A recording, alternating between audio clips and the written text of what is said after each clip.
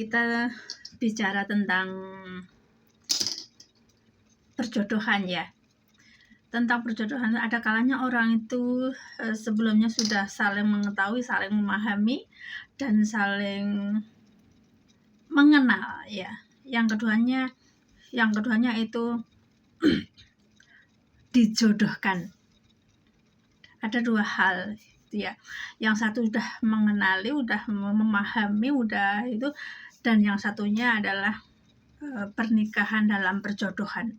Dijodohne yaitu macam. Sekarang seperti ini. Memang ya, sebelum ya, enggak apa-apa. Seperti ini. Sebelum menikah, hati nurani itu memang untuk keluarga ya. Untuk emak bapak tertumbuh kasih sayang tercurahkan dengan adik-beradik, dengan abang, dengan kakaknya ya, serumah itu macam. Akan tetapi kalau sudah dipinang orang, masih dipinang saja itu nanti sudah macam pecah ya. Sudah dipinang saja itu perasaan udah pecah. Dalam arti ya istilahnya agak sudah ada mau keluar dari rumah itu, yaitu macam. Terus itu yang mengalaminya si pihak laki-laki dan perempuan yang meminang dan yang dipinang ya, seolah-olah itu memang mau menjalankan hidup magli rumah tangga. Jadi kehidupan ini memang agak retak dalam arti itu pisah, bukan berarti harus kacau balau, enggak, akan tetapi memang agak sudah enggak berada di ruangan yang mana dulu kasih sayang dengan emak bapaknya, kasih sayang dengan adik-beradik, dengan kakaknya, dengan abangnya, itu udah agak beda lagi. Itu saja itu sudah bila mendekati pinangan, apalagi sudah berumah tangga, yaitu nanti magli rumah tangga itu nanti memang sudah dikecapi dua orang ini nanti ini di antara dua pihak ya.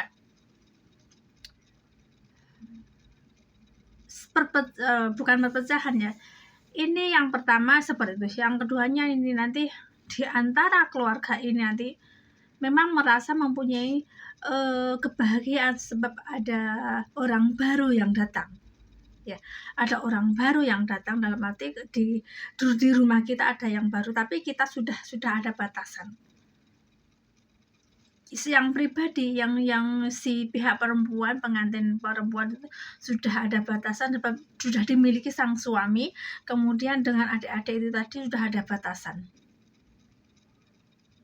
Ya, itu aku rasa semuanya bisa merasainya kok.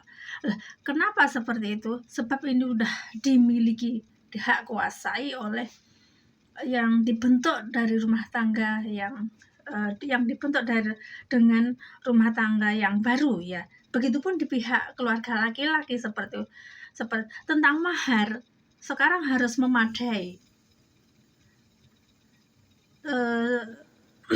Beda ya di Indonesia dengan di mungkin yang saya ketahui di Malaysia, sebab kalau orang Cina pun juga seperti itu ya. Pernikahan itu kalau di Indonesia itu aku rasa beda dengan Malaysia dan orang Cina.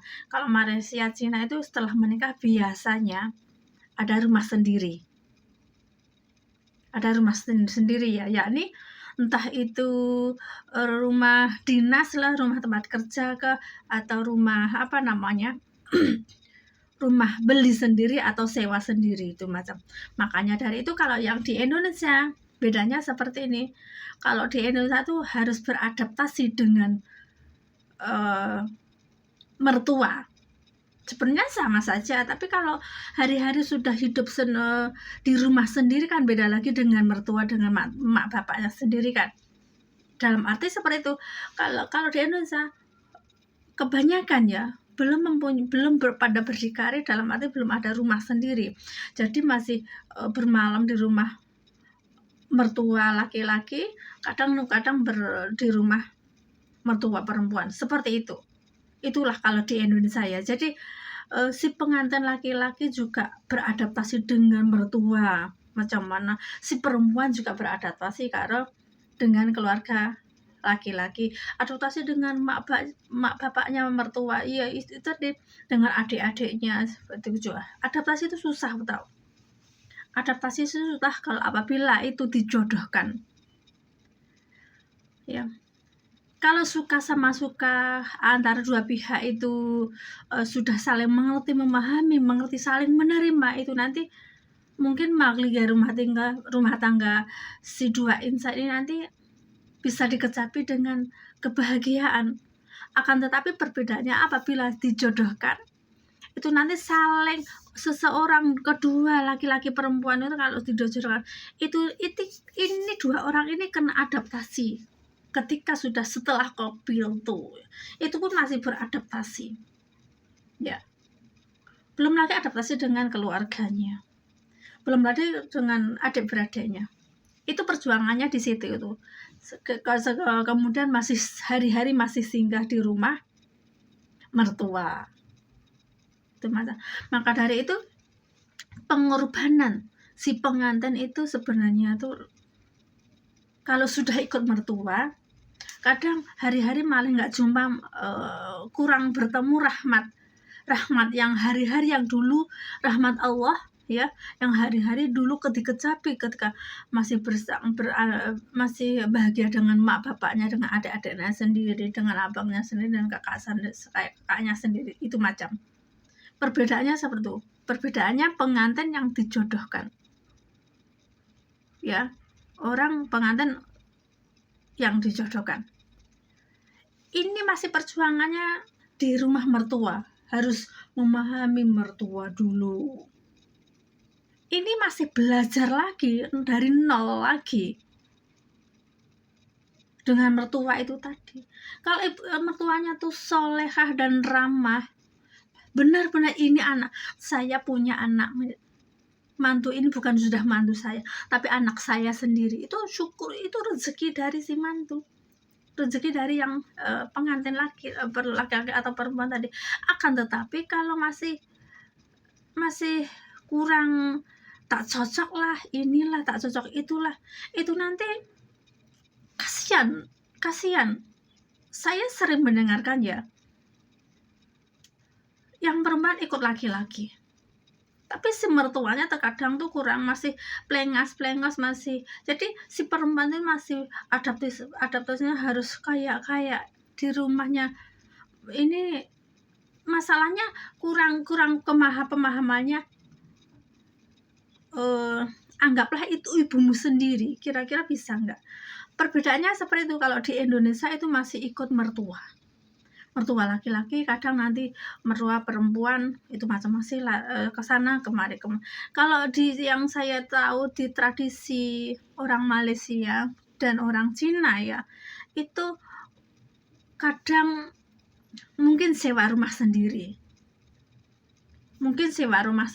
atau rumah dinas lah, atau rumah ya seperti itu macam. Jadi perjuangannya seperti itu. Kalau sudah, maka dari itu si laki-laki kalau benar-benar Anda semuanya mau menikah, engkau ketahui dulu si pihaknya calon suami itu benar-benar mencintai atau menyayangi apa enggak. Itu yang susahnya yang sedang dijodohkan, ya. Susahnya yang sedang dijodohkan seperti itu, sebab belum mengenalinya satu sama lain. Apabila kalau saling menerimanya, kemudian mertuanya itu nggak bengis lah, nggak judes saumpama, mempunyai sifat yang Rahman Rahim saumpama, aku rasa itu nanti bisa saling lah, nanti bisa segera berbaur. Ya rumahnya mertua, ya rumah saya sendiri, sama kayak sebab itu ya di rumahnya mertua, ya rumahnya itu emak saya sendiri, itu bapak saya sendiri. Itu aku rasa itu mungkin bisa beradaptasinya, harusnya seperti itu, ya. Kasihanlah apabila si mertua masih kurang menerimanya saumpama, itu macam apabila itu dijodohkan, itu macam, ya. Jadi ada kalanya seperti ini lagi, pernikahan itu jodohkan tadi ya, dengan suka sama suka, saling sudah ini pilihan sendiri. Kalau pilihan sendiri harus kenalkanlah dulu dengan pihak keluarga, saling menerima apa dengan keadaan pihak perempuan atau pihak laki-laki itu macam ya. Terus kemudian seperti ini, ada kalanya lagi tentang mahar. Mahar itu kalau di musim saya sebelumnya, aku kalau sekarang mahar itu kalau hanya murah itu kalau si kebanyakan yang memang yang memberi mahar si pihak laki-laki ya, yang dikasih mahar yang perempuan itu Mas. Tapi kalau si laki-laki memberi mahar murah, kemudian laki-laki sendiri belum bisa berdikari sendiri, ini nanti hatinya yang sudah dinikahi itu tadi pecah. Sudah engkau miliki, ingin mempunyai hak apapun kepada mak bapaknya sudah nggak berani, sebab sudah disetel stempel bahwasanya ini miliknya suami.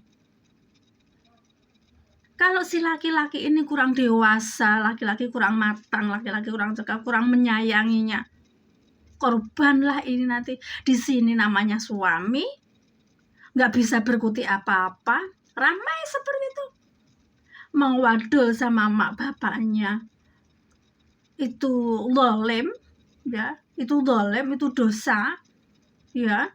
Kemudian hati sudah pecah, hati sudah kurang, sebab ini sudah pecah ya, hati sudah dimiliki ini stempelnya ini suami tadi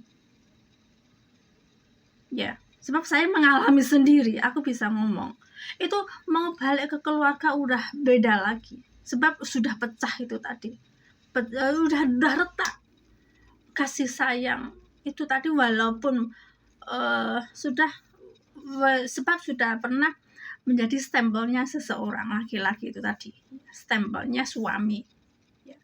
Suami kalau kurang bertanggung jawab di atas di mana itu ada kewajiban sang suami itu kurang memenuhi syarat, peritlah si seorang perempuan ya.